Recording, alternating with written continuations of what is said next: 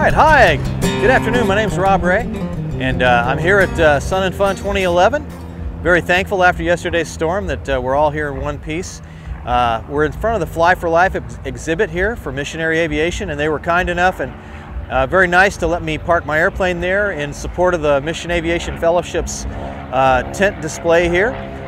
This is the RVX. This airplane is a culmination of about 20 years of RV experience on my part, of building and flying two different RVs prior to this one.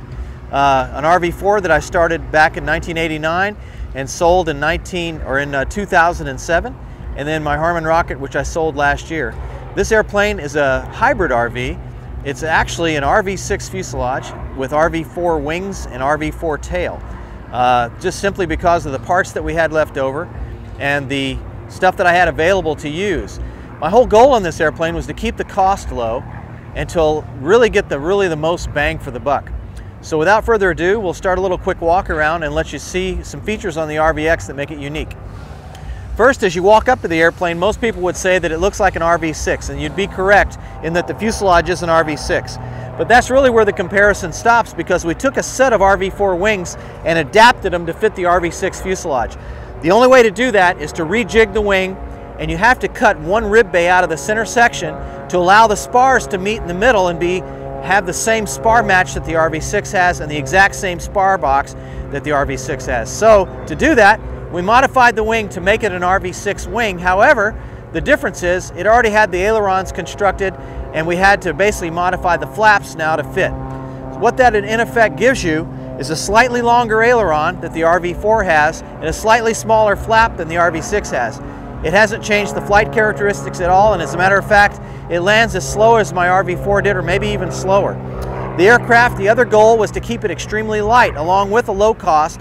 The old RV school, I would say, the school of RV used to be low cost, high output airplanes that didn't cost a fortune to maintain and fly, and very, very great performance because of the lightweight and efficiency.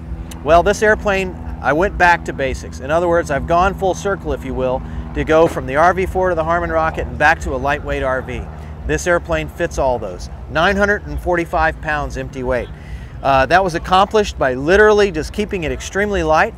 All of the avionics and all of the accoutrements in the airplane, I must say, except for a very small number of things, were bought off the internet, secondhand, that people either bought new and didn't want anymore, or I just found them at a very good price.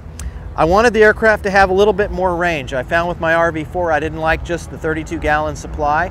This aircraft has RV4 wing tanks because they were already built. I didn't want to spend extra money making fuel tanks. So what I did was I installed a set of my friends in Texas Safe Air 1 extended range tanks. They add about 5 gallons to each side.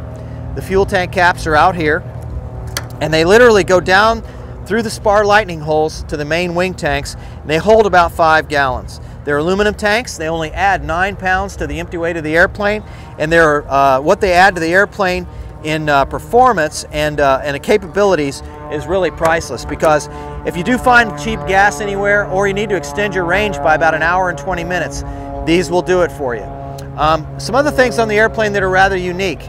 I wanted to keep it light again, so rather than go with seems like the way that RVs go these days, most people are buying 180 to 200 horsepower engines, constant speed propellers, and really a lot of weight out front.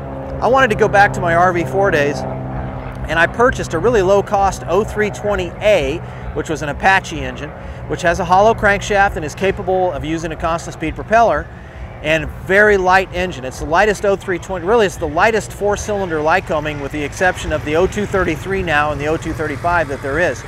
It's a very lightweight engine, but it's a very capable engine at 150 horsepower.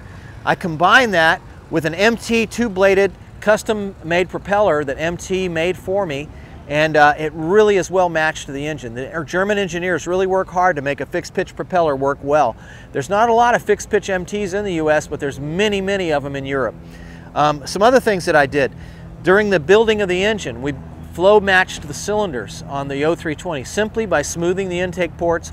We balanced all the internal parts. The pistons were balanced and matched. The rods, everything that we could make balanced in the engine we did. Very, very simple things. An electronic ignition on one side, a mag on the other side. Again, keeping things modern yet efficient. The electronic ignition, again, probably lowers your fuel burn, my estimation on my last 2 airplanes, around 1 gallon to 1.5 gallons an hour. Some other things that I've done with the airplane that are kind of unique. I did extreme attention to detail on fit and finish. I really wanted my fairings to fit tight. I really wanted all the creases and all of the little holes in the airplane to be as full as I possibly could, so that to keep that drag at a minimum, to get the most out of the 150 horses. Some other things. I operate off a very short strip at my home. One of the things about operating out of my strip at home is I need STOL performance, yet I need the light weight of the airplane for aerobatics, because I love aerobatics. My goal in RV flying was I wanted an airplane that gave me the capability to do aerobatics, short field STOL operations, and be very simple to operate and be able to operate on auto fuel.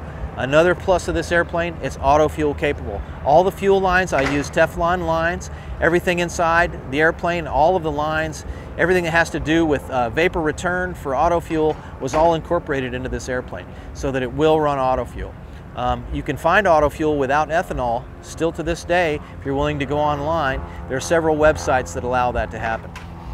Some things that are also unique about the airplane, the inside of it, rather than put an interior in it or add a lot of weight, I just simply use paint, just like on my RV4. I kept it really light underneath the panel. I didn't go with a lot of avionics. Just kept it as simple as I possibly could, although I did incorporate an EFIS, the MGL Enigma, which is a very basic, at the time, one of the most lower priced EFISes on the market. I believe it still is a very competitive EFIS on the market. Still has all the great capabilities that are in some of the higher cost EFISes out there, yet it's very durable and has a very, very good record in Europe.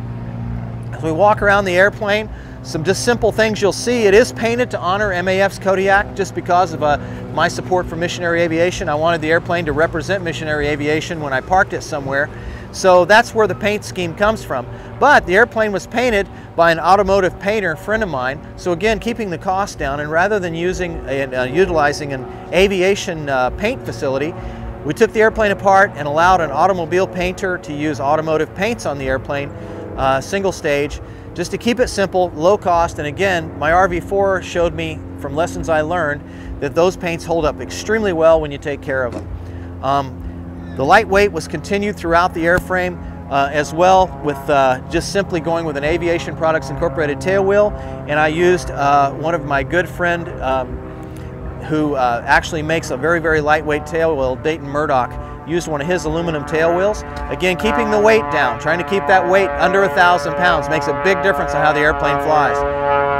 The bottom line is, what we ended up with was really just the best flying RV I've flown. It's extremely light on the controls, the RV4 tail, and basically combined with the RV4 ailerons and the light weight of the airplane, just yields just a wonderful airplane with a huge bang for the buck. Thanks a lot. Appreciate your time.